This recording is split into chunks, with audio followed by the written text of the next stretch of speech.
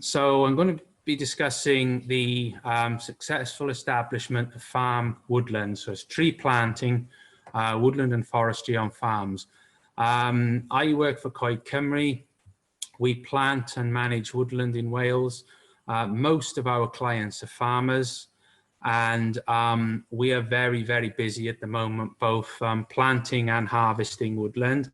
I'm going to go through what I think are some of the main points to consider when you're planting trees or thinking about planting. I'm going to go through some of the, when you're planting the trees, it really begins in the planning process. It's really, really important to consider the objectives all the way through, the costs, the incomes, how you're going to plan the scheme. We do schemes from anything upwards from about half a hectare, quarter to a half a hectare, right the way up to bigger schemes. And I'll talk about how farmers typically make those decisions. And then I'm going to go through some of the ways in which schemes are planted, maybe some of the larger schemes are planted, and just to make you aware of what is out there, the sorts of options that might be there, things that you might not have considered in the process. So I'm going to go through these things as best as I can, and we'll go through questions at the end. So this is, I suppose, fairly typical of large parts of upland Wales. And when you're thinking about tree planting in this kind of context, it's upland farm context. It's not always upland, of course, that we plant, but uplands is receiving quite a lot of interest at the moment for a whole range of reasons, obviously. But I'm going to talk about how you might start thinking about how you make the decisions. If you're going to think about planting trees in a landscape such as this, how would you make those decisions? What type of trees would you plant? What are your options? Things like that. We plant a lot of difficult sites, Bracken slopes, areas that you can't get at with tractors, but typically we're planting bigger parcels now as well. So some of the techniques, a lot of these are used in Scotland, for example, on a bigger scale. Some of these are starting to become more viable for use here. So I'm going to go through some of that and just make you aware of what's available. So what I'm going to talk about mostly tonight is the establishment of what we think of as a sort of economic woodlands. But these are woodlands that are economic in the widest sense, in terms of providing a whole wide range of goods and services, ecosystem services that are useful. So this is about useful woodlands, but also woodlands that have a high nature value, where as an organization, we've been going for over 30 years, and we're very well known for our environment credentials and our economic side, and it's really about how that fits into the landscape. Now, when you're thinking about what economic looks like in the farm context, this is much wider than just growing, for example, a single species timber crop. We do quite a bit of that, but this example here in front of us, this is from the Bracken project. This is an example of a economic woodland. This is something that's providing shelter, it's providing shade for livestock, and it's actually designed, there's a whole big field behind us here, which goes up onto that hill, actually, where the other picture was taken. And this is designed for the farmer here, in this situation, to actually gather their livestock. So they bring the livestock down off the hills, down off the fields, into this funnel system, and they have a hard standing feeding area, and it makes their life a lot easier. So that is economic in the context of farm woodland. And we do a lot of schemes like this. Shelter, shade is very popular. So it's not all about, big planting. You think about what economic means to you. We do a lot of harvesting, particularly in mid Wales. Most of our clients are farmers. and we do a lot of harvesting on farms. And I'm going to go through some of the issues that we come across in harvesting.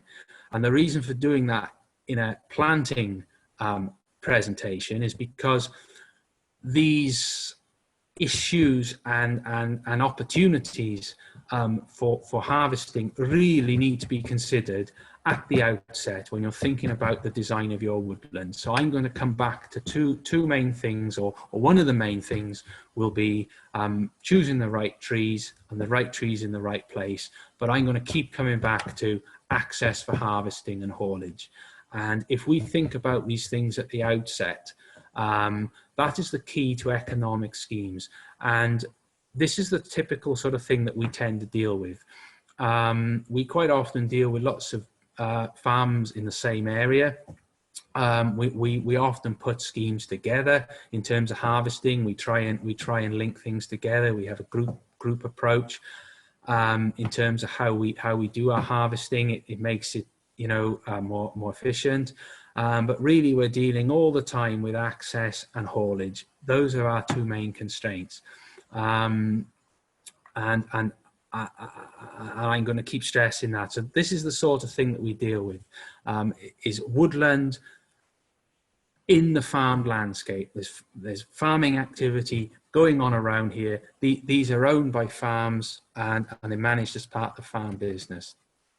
And these types of woodland provide a wide range of what are termed public and private goods. They're providing, you know, these are small forests, these are woodlands, these are shelter belts, you know, these are bigger, sometimes woodland and forestry areas, but they're all delivering against one or more of these outcomes. And typically we deal with people that are, you know, living and working in the rural community in Wales, and, you know, they're owning and being involved in the management of these planting and management of these woodlands. And, you know, and we're providing them with, you know, access to routes to market and you know, access to funding for planting. Carbon income, etc., is becoming very popular now in all schemes, and I'll cover that a bit later. One thing I wanted to mention, which is really interesting for us, is, you know, when we're planning these schemes, is of course a lot of the timber from these schemes is going to be harvested in 30 or 40, maybe longer, years' time. And of course, the climate is predicted to be quite different potentially, you know, in the future to what it is now. We're already seeing changes out there in, you know, climatic issues with forestry. So we're thinking about this a lot. And I don't know if there's any, this has been around for a couple of years now, and Welsh Government did this thing. It's a predictive agricultural land classification map. And what this shows are, you know, some opportunities in terms of climate in Wales, but, you know, also some changes. So we're thinking about this, and you can get this from, this is on the Welsh Government website, it's on the Llair website, llair.gov.uk. These tools are available, and we're using these things. So we're not thinking just about today, we're thinking about 40, 50 years into the future as best as we can. And the way we think about how we make those decisions about where we plant the trees, we think in terms of land sparing and land sharing. Land sparing is putting trees within the farmed landscape for shelter, you know, fencing off difficult areas, things like that. And we do a lot of that, but, you know, the land is continued to be farmed in and around the trees. And then there are also some land parcels where it's much more economic, I suppose, to plant the whole parcel. And we're seeing schemes of 2, 3, 4, 5 hectares, pretty typical now, coming forward. So I'll go over some of the constraints in a further slide, things to think about. But I'm just going to go over very briefly the current process of how we, or certainly Welsh Government, deal with the issue of constraints and to highlight that not all land is plantable. And that's for a number of reasons. And when we're looking at land like this, there are tools which are used by Welsh Government, and there by default by us, in making the decisions as to where to plant. So there's areas like this that will be not possible to plant for environmental impact assessment reasons. And I'll go through some of those. This is the Llair map. If you go on to llair.gov.uk, Glastier Woodland Opportunities Map, it's not the easiest thing to find. You have to click through a few slides to get there, but you'll get a map like this. And this is their scoring layer. This may all change in the future, but it identifies areas of constraints. And at present, this will change, but at present, the way Welsh Government makes its decisions about where it awards funding to plant, the darker the green, the higher the score. We don't agree with all of this, but this is the system that's currently used. I'm just going to go through. So the point to take from this is that a lot of my work, pretty much, quite regularly, day in, day out, we're looking at planting schemes all the time for people. And if you give us a ring, we will look at the land that you're thinking about, and we'll look at these layers and things like this, and we can advise you where to plant, what types of trees you might be able to put in there. These are the sorts of things that we're doing. I spend a lot of my time doing this. I'm going to go over very briefly, and this is very, very rough figures, the costs and incomes associated with planting. Now, I think you'll be able to access this afterwards. These are not definitive figures. They will be different in every circumstance. I'm not trying to, provide, figures. This is more an illustration of the way I think you should be thinking when you're looking at the investment decision. So at the moment, this is based on the Glastier program, Glastier Woodland Creation. And these are the grant figures that are currently available. This will change going forward, but this is what's currently available now. And if you were looking at a 10-hectare scheme, 25-acre scheme, so this would tend to be one block, but it doesn't have to be, or larger blocks. We plant about 50% hardwood and 50% softwood on average, not in every scheme, but on average across the board. So I've based the figures on that. And if you were going to plant reasonable land, it would be land that would be the lower grade grassland, 3B sort of territory.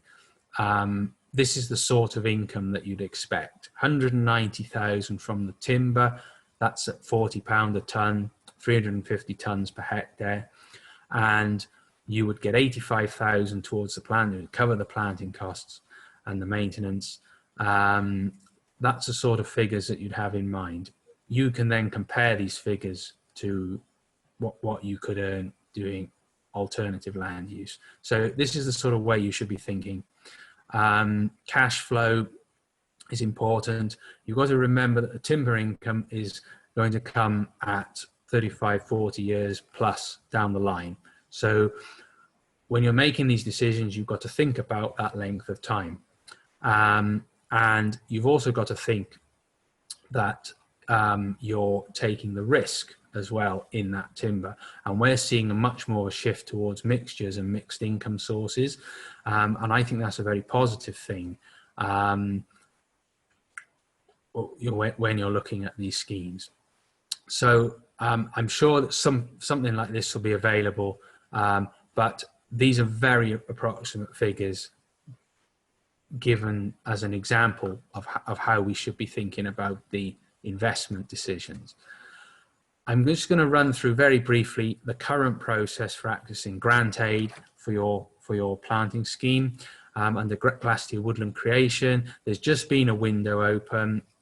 We've had a lot, there's been a lot of interest in that. We put a lot of schemes into that. You need to access it through, I'll just go through, so your Rural Payments Wales online, everything is done through this portal now. You need to, have everything on RPW if you're thinking of planting. We can't, we access the schemes through this for you, or you do. These are the sorts of rates that you'll be looking at the moment. 4,500 or 3,600 towards the capital costs. That is there to cover the upfront costs of planting. I'm going to go through the options. The rest of the presentation is basically going through the options, what that looks like, how you actually create these woodlands. The different options, I'll go through a bit of that. There's a higher density option, 2,500 trees per hectare. That's 2 meter spacing on the ground. That's a more commercial mix.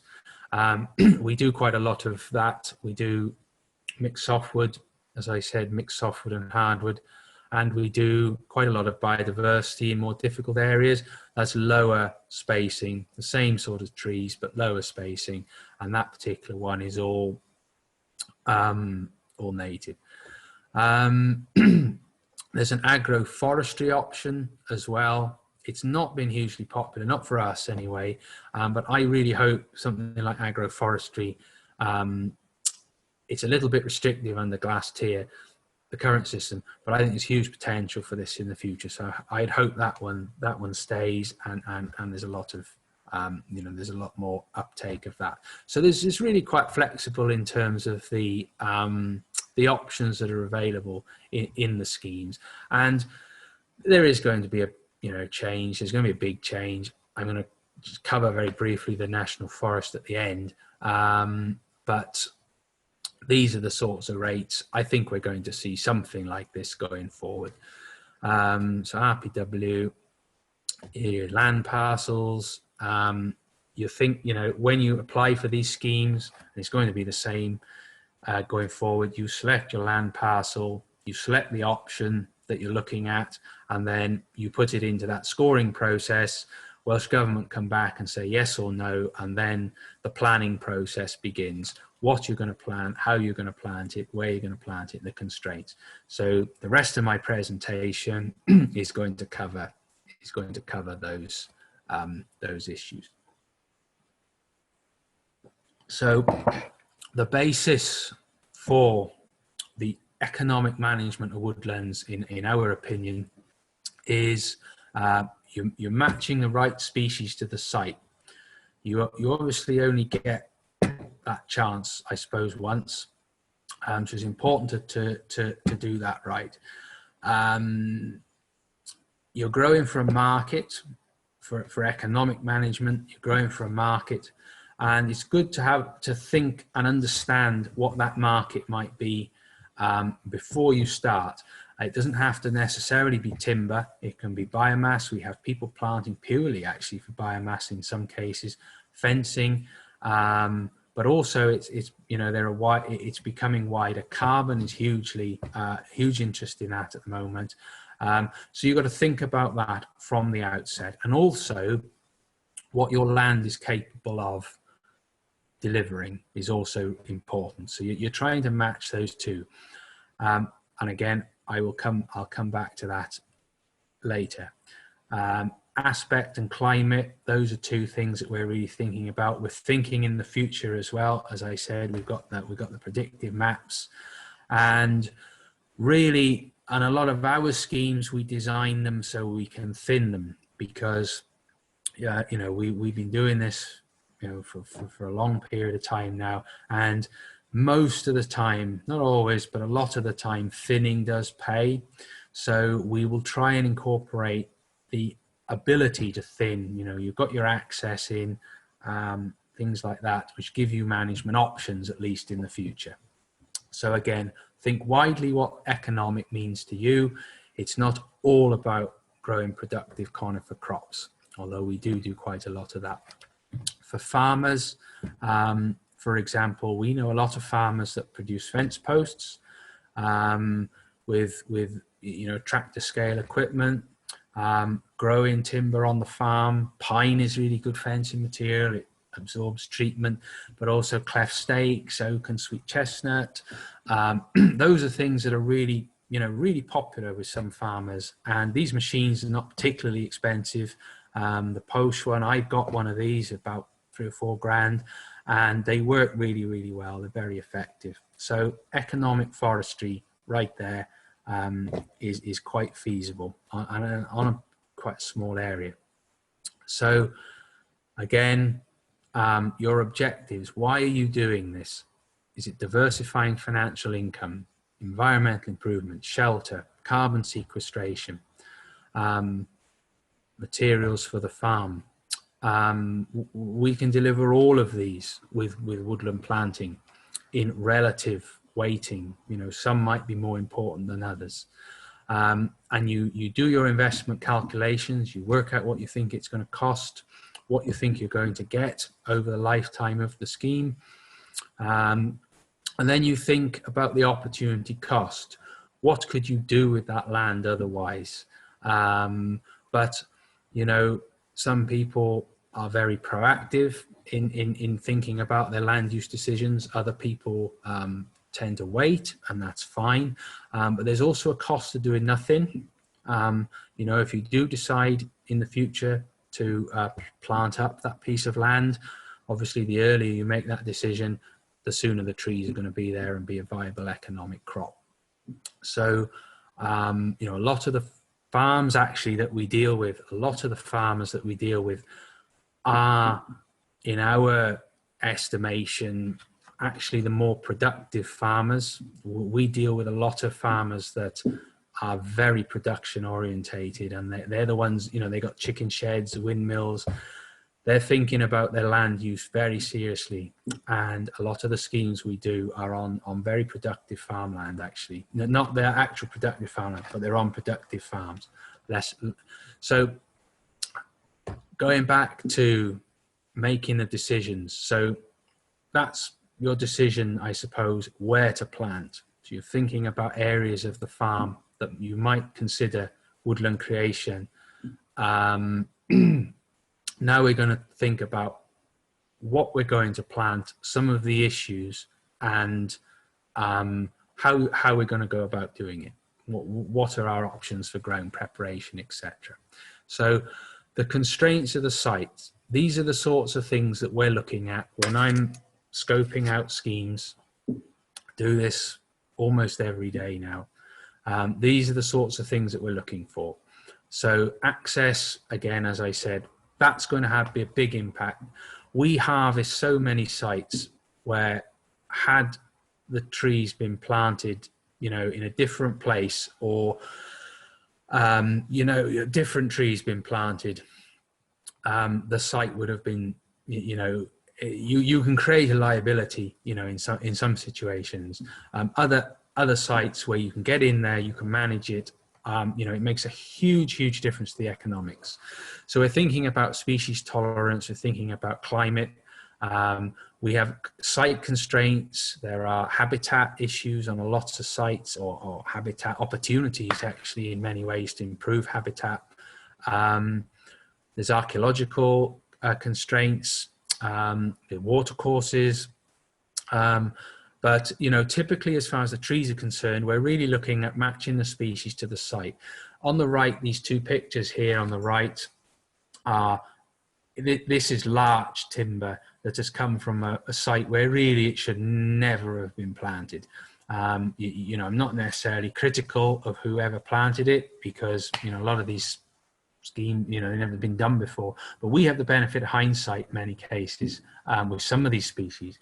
And we know, we'd never plant larch there because it's never going to produce a crop. This bottom picture is the effect of wind on larch in this instance, and that is never going to produce a viable crop of timber. So it's the wrong tree in the wrong place from the start. That's the sort of thing that we're trying to avoid. one of the things, we do harvesting and we do planting, and we learn an awful lot about both from doing the other thing.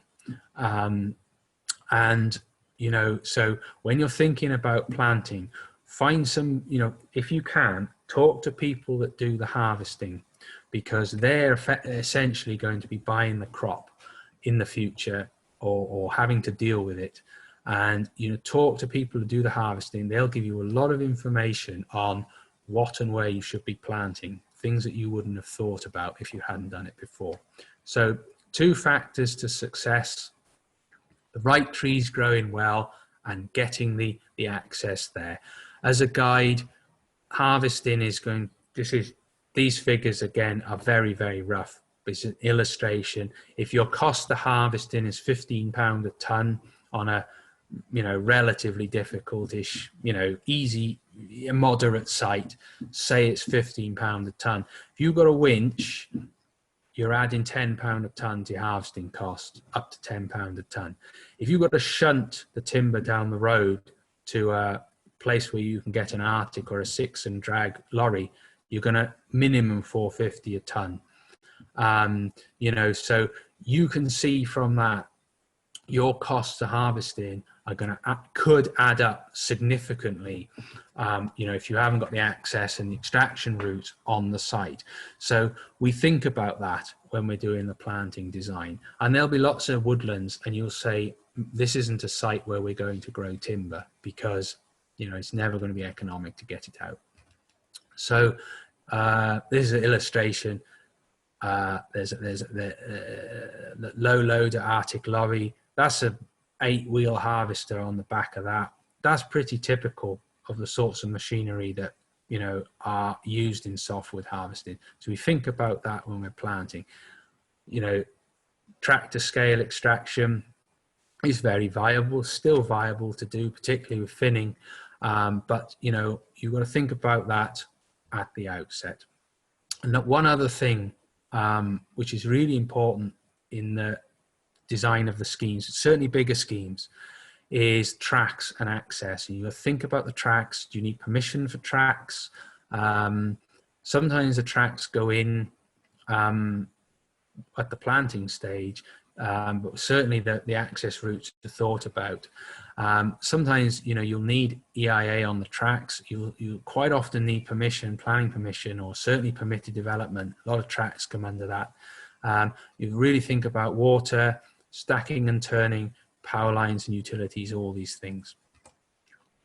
So again, hardwood or softwoods, we're seeing a trend much more toward a mixture for a range of reasons. Carbon is driving that, and the risk is driving that too.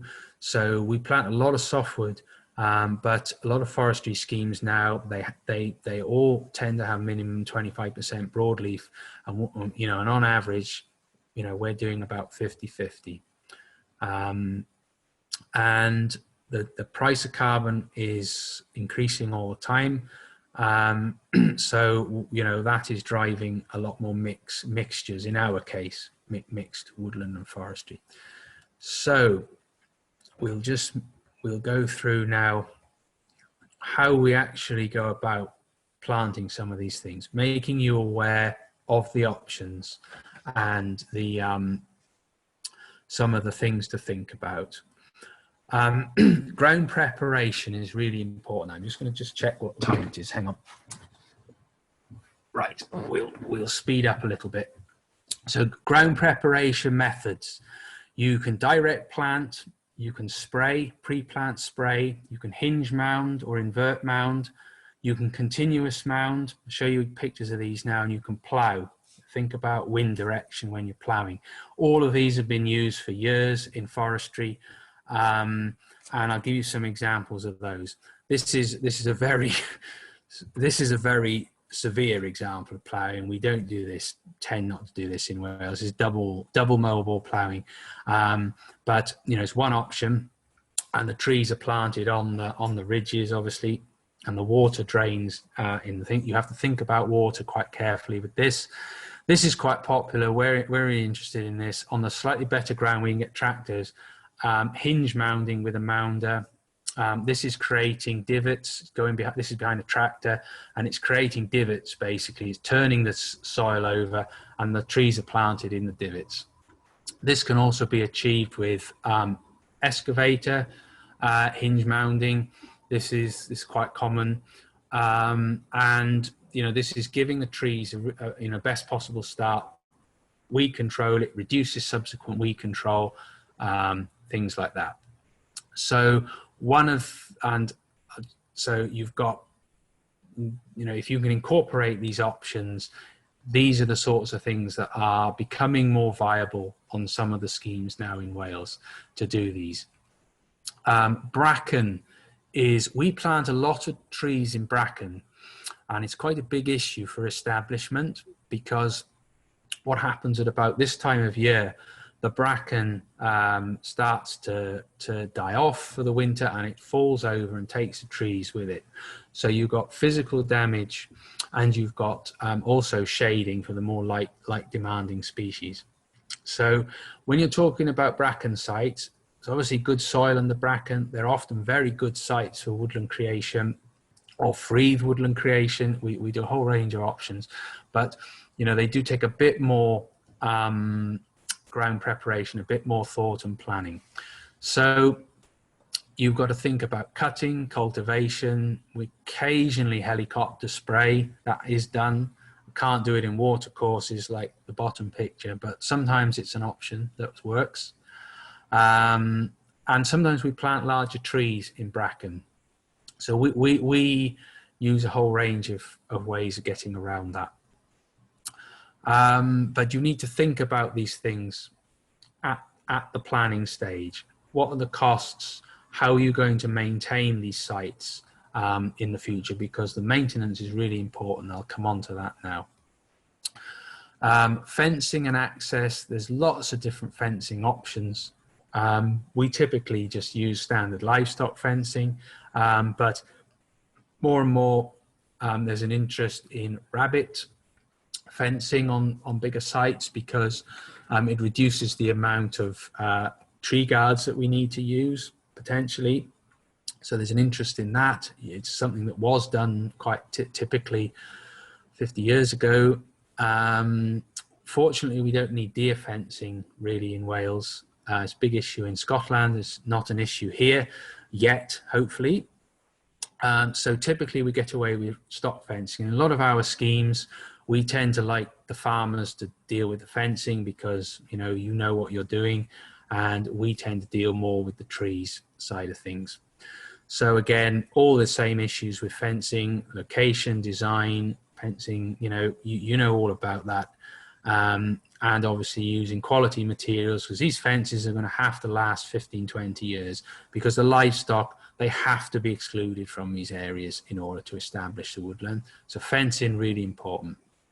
Ongoing maintenance, you will need to have a plan for weeding, chemical or otherwise, replacing dead trees, straightening trees that have blown over in the wind, and particularly vegetation control, as I said, especially in bracken land. I'm just going to mention very quickly that planting, as with all forestry work, has its own health and safety guidance. I won't dwell on this, but just to be aware that planting will fall under forest health and safety, and that's quite a big thing now in forestry. And I'm guessing people that are probably watching this presentation will fall under the landowner. There are four different roles in health and safety. So as landowners, you need to engage somebody that is competent to undertake the work or to manage the work, forest works manager. So that's something that you need to think about. It's becoming more and more a thing in forestry. So I'm just going to cover now the types of planting stock and how you make the decision, or where the guidance is, I suppose, for the decision on what to plant.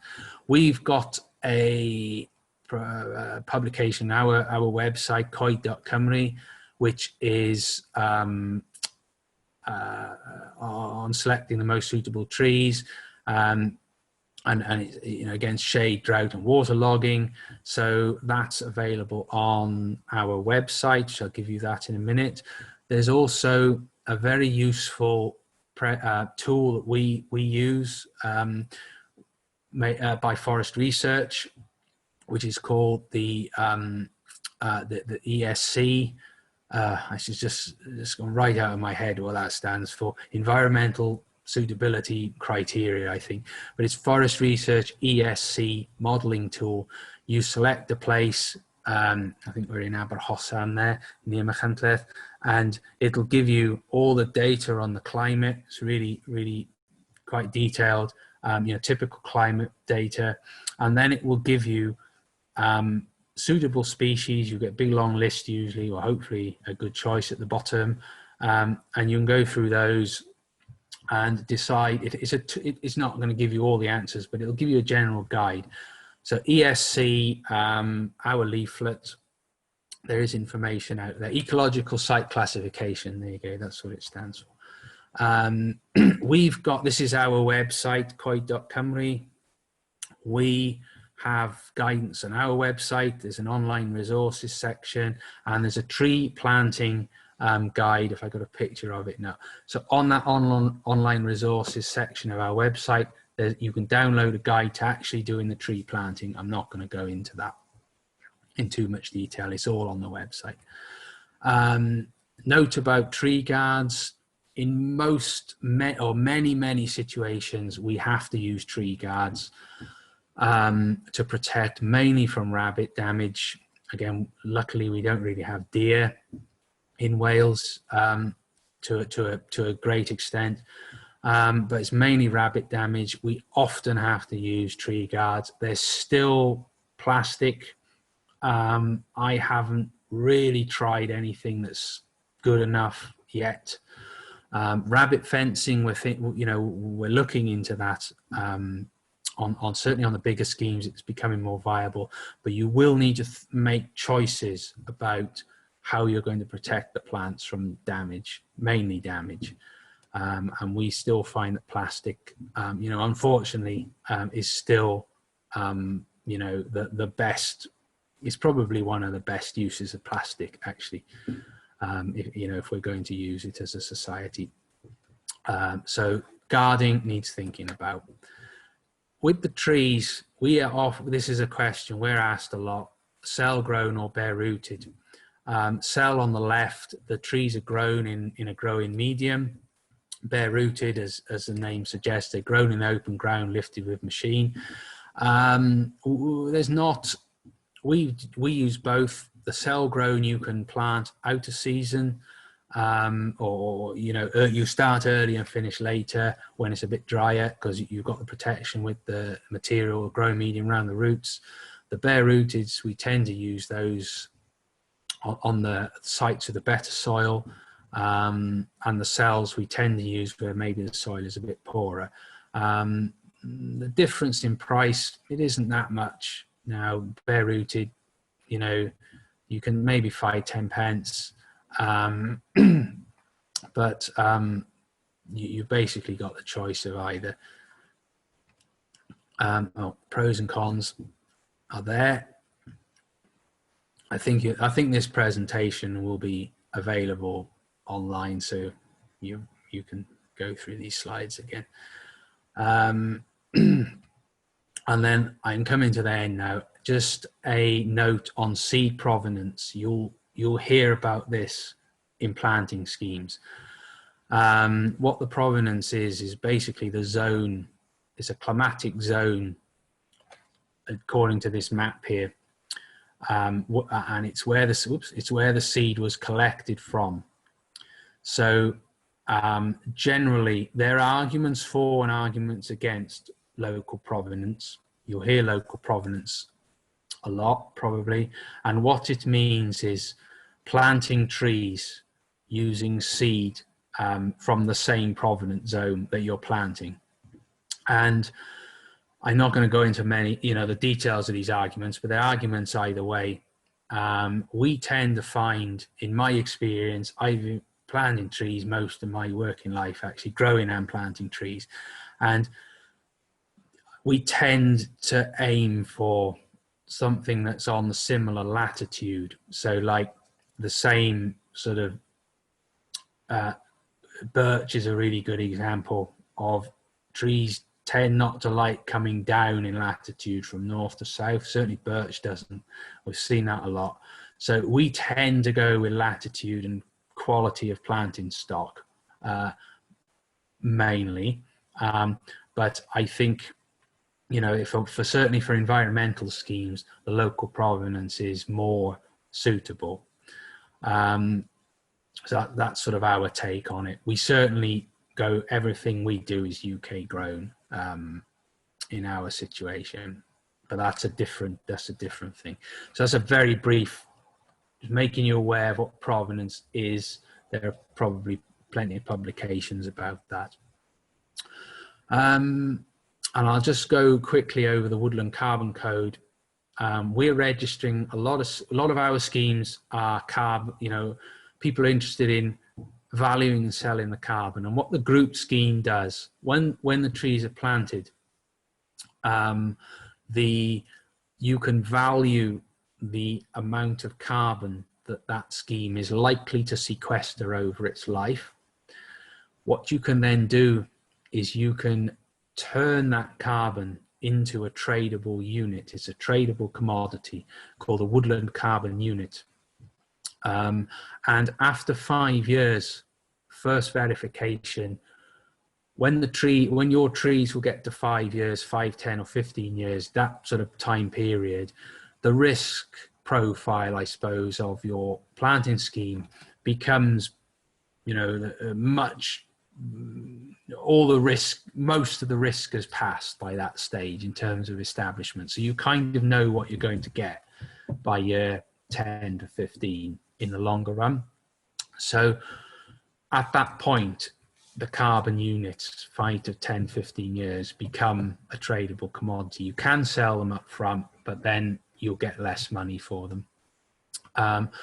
We group our schemes together typically to take them forward to verification. We did the first scheme in Wales. We've got round 2 and round 3 are in development. So we'll be bringing, and it's increasing all the time, the carbon, and the price is going up as well. There's a lot more interest in carbon. So this is still nowhere near what we need, you know, to drive planting, but it's certainly becoming an important part of the risk decision and the financial decision for some of these schemes. So just to make you aware of that. Okay, I think this is the last slide. I think Geraint will cover this as well. Been asked by Welsh Government to just highlight this, that they're working on a concept of a national forest for Wales. And it's still very, I suppose, quite undefined yet, what the national forest will focus on. It's been announced that, you know, this is something that will be across Wales. It will spread the length and breadth of Wales, but in exactly what form that will take is sort of yet to be determined. So, and this will probably become, you know, an important part of public sector support for woodland creation in Wales. So the message is, I guess, that you know, this is the time now that the scheme is open for input into how this will form and what it will look like. So this is something that, you know, we would encourage people. There will be opportunities for farmers particularly to get involved in the discussion around what the National Forest is. So it's just something to have on your radar. You know, you can feed back to us, to Geraint, direct to Welsh Government, your thoughts about how Welsh Government should be supporting planting, and particularly for us, I guess, how rural communities, I guess, will benefit from this and buy into this and be able to, you know, create this woodland target. So I'm pretty sure that's me done. We're based in Machynlleth. We've got people across certainly most of North and West Wales and South West Wales, areas we tend to cover most. So if you need to get in touch with us, coed.cymru, Gareth@coed.cymru is my email address. So I hope that's okay, Geraint. I haven't. Thank you very much. I had a couple of questions come in. Can I ask you first of all, just to, you went through quite a detailed process with regards to the right tree in the right place for the right reason.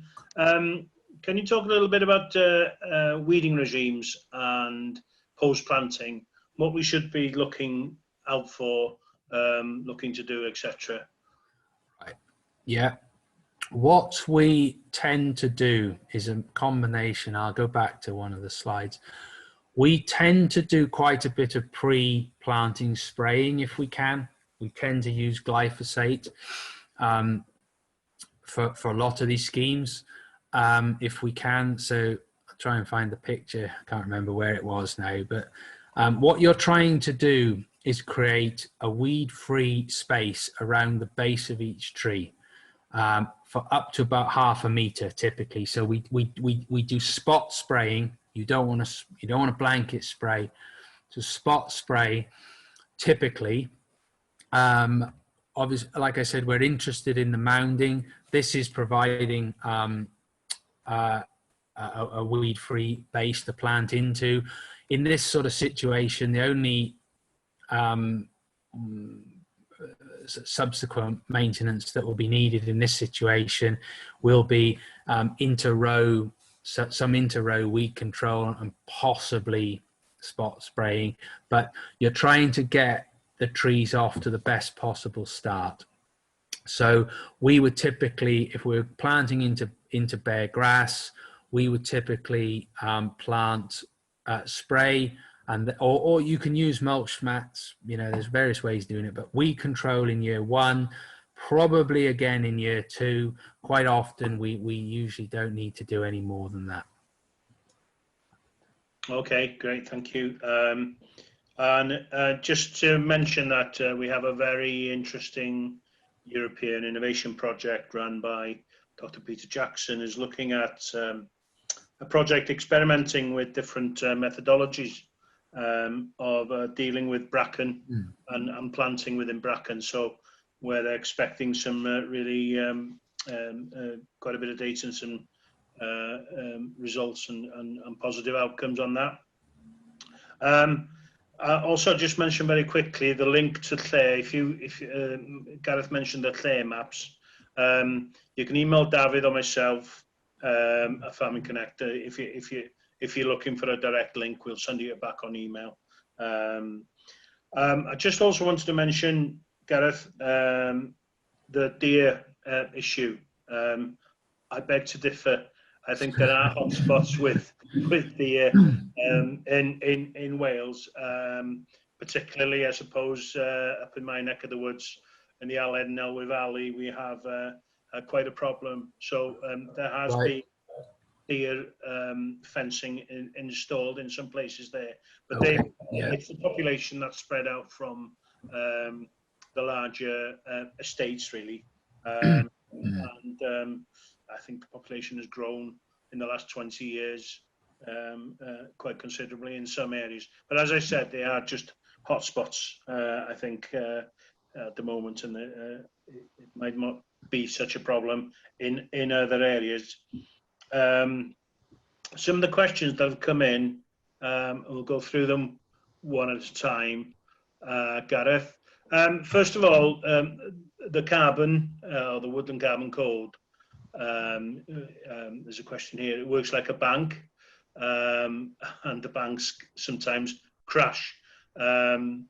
It's a comment, really, thinking it's a terrible system that allows the polluting companies to carry on polluting, and goes against the Future Generations Act. The question is, are RPW changing this once we're out of the European Union? Is there likely to be harsher penalties for polluting or will they continue to promote, or they will continue to promote the carbon, the woodland carbon code? I think it's a good point. I mean, what you're talking about there is offsetting. So it's not necessarily what's driving the carbon scheme, but it's one of the markets for the carbon units. And really that is something, you know, it's a national policy issue, I think, in terms of how that's addressed, because it's one of those things where I think the carbon sequestration of tree, you know, it can be used in a positive way, and it can be used in that kind of way. And you know, to a degree, I'm not, you know, it's something that's a little bit out of our control. But you do have, you as a woodland owner through the scheme, the carbon scheme, you do have control over who you sell these carbon units to, and it's as much about choosing a buyer as it is about you know, the buyer choosing the scheme. So, you know, we have been very careful who we've marketed our schemes to so far, and yes, we have rejected certain buyers for that reason, actually. So, you know, I don't think the scheme is, you know, necessarily fundamentally flawed, but what you're talking about is one element of how carbon is used. But I think anything that's driving woodland creation and, you know, is recognizing that role of woodland is a good thing. And it doesn't, you know, it doesn't have to be certain sectors that are, you know, using that as, you know, in a certain way, if that makes sense. Yeah, thanks, Gareth. I think just to mention as well, the Welsh Government, like you said, have policy on this, and they have targets or aspirations, shall we say, with regards to reducing greenhouse gas emissions by 2050. And there's a lot of talk about zero net carbon, etc. And specifically in the agricultural industry, but I think heavy industry as well will have to adhere to those targets. So it's an interesting something to see develop, and how things will go forward with that. I should just mention very quickly and remind you that we have a webinar 2 weeks tonight on the 17th of September, where Gareth will be presenting on the Come Through Woodland Carbon Code. So that's coming 2 weeks tonight, so there'll be a lot more detail on the website about that from Monday onwards, and you can register for that webinar then. Another question, Gareth, here, relating to orchard trees here now, and the provenance, local provenance. The question is, how much viability is there in an orchard crop, leaving good specimen trees to live long lives and produce better and better fruit? Is that a viable proposition? Do you mean like fruit orchard, I'm guessing, or yes, a fruit orchard, fruit yeah. Orchard. Well, I used to be a nurseryman. I used to grow a lot of fruit trees, actually. Used to graft them and sell them, and grow a lot of fruit. And it's one of those things. It's probably the similar point as I said about the economics of woodland, because, you know, it depends on what you're growing these for. I think orchard is, yeah, I would love to see more orchards. I mean, I've grown and sold thousands of fruit trees, so, you know, they are out there. But in terms of economics, you're not going to compete, you know, unless your land is like, you know, Herefordshire, you go, as soon as you go over the border, you're in perfect, you know, they've got the soil and climate, it's perfect for orchards. Subject to what, you know, what I was saying about the climate change map, of course, things could change. There are areas like that in Wales, but, you know, you need to be growing them on quite an intensive system if you're going to go into that market. But saying that, it's the same as I was, you know, saying that farmers grow trees and they make their own fence posts. A lot of our clients do that, actually. Well, you know, if you've got markets like that and you're doing something like that with your trees, then yeah, they could be very economic. And as part of something bigger, you know, part of something else, it's part of the farm, then yeah, they're, you know, if you're thinking of economic in terms of providing useful things, then they can be quite viable to do, yes, on whether you're doing pyramids or standards or whatever. Okay, thanks. And the next question, we have come up against a habitat restriction on our land and found that it applies to a bird survey of at least 20 years ago. The current survey shows that the ground nesting birds referred to are no longer there. Are there any plans to revise the habitat restrictions? And, you know, and by that I mean revise the mapping, the Lle mapping specifically, I suppose. Well, it's a good question.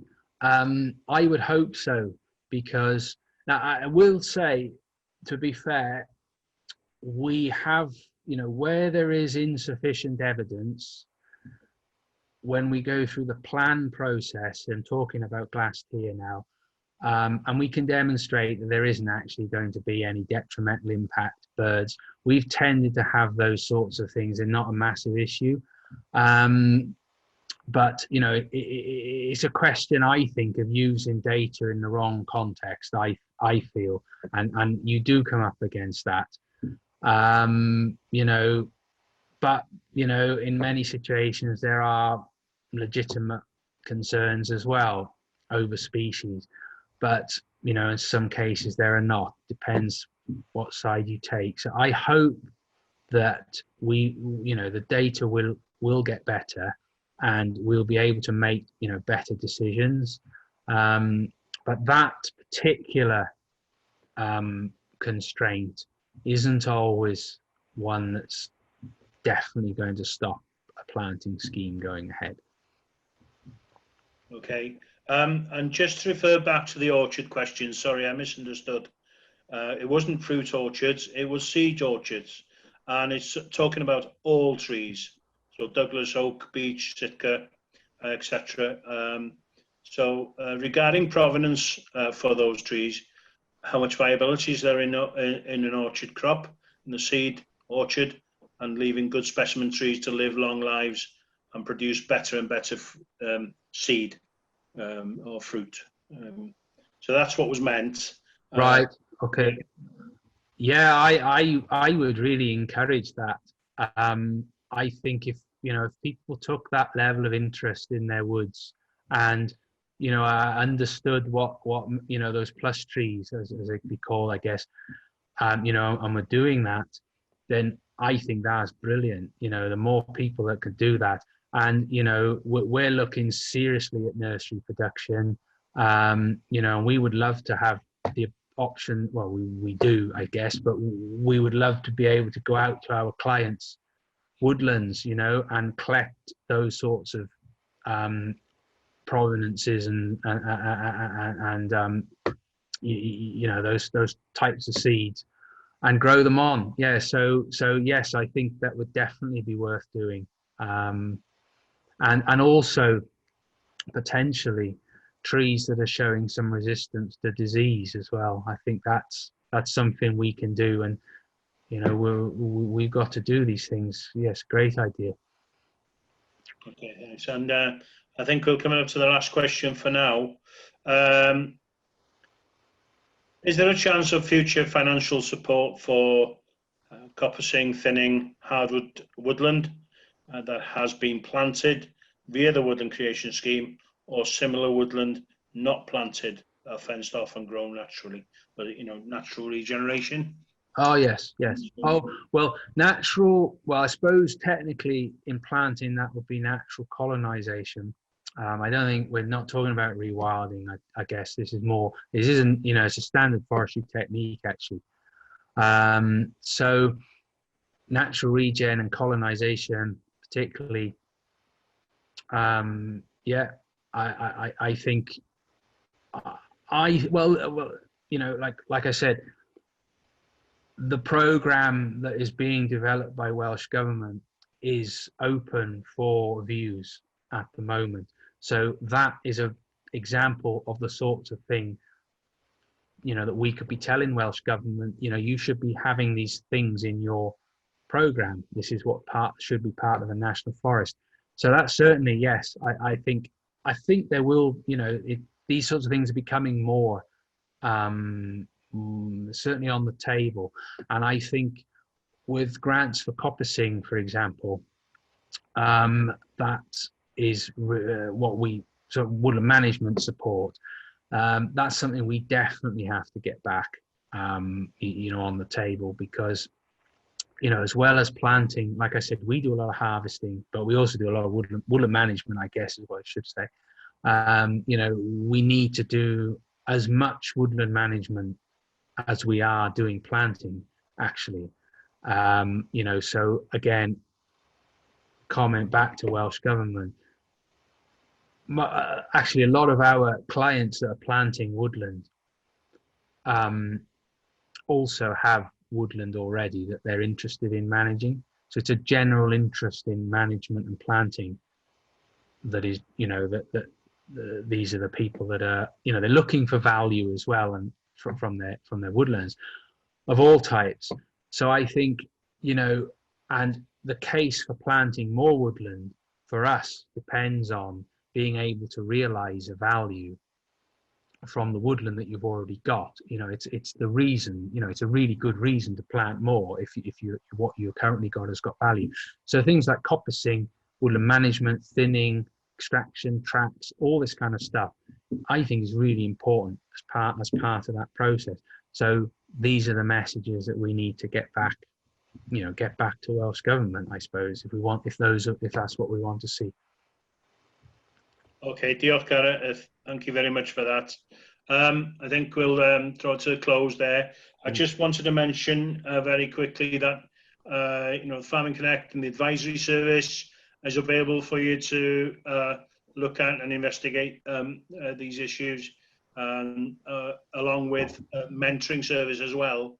If you have any issues or direct questions or technical questions, you can always contact David Owen or myself, and or get in touch through your local development officers as well, who are very helpful on the ground with regards to answering inquiries.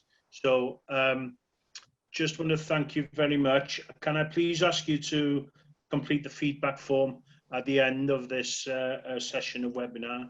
I'll remind you again that we have another webinar in 2 weeks' time with the Woodland Carbon Code. Gareth will be presenting and explaining in a lot more detail about how the system works, etc., and hopefully giving some case studies, providing case studies as examples. So with that, I say diolch yn fawr iawn chi. Thank you for joining us, and stay safe. Hwyl fawr, noswaith dda.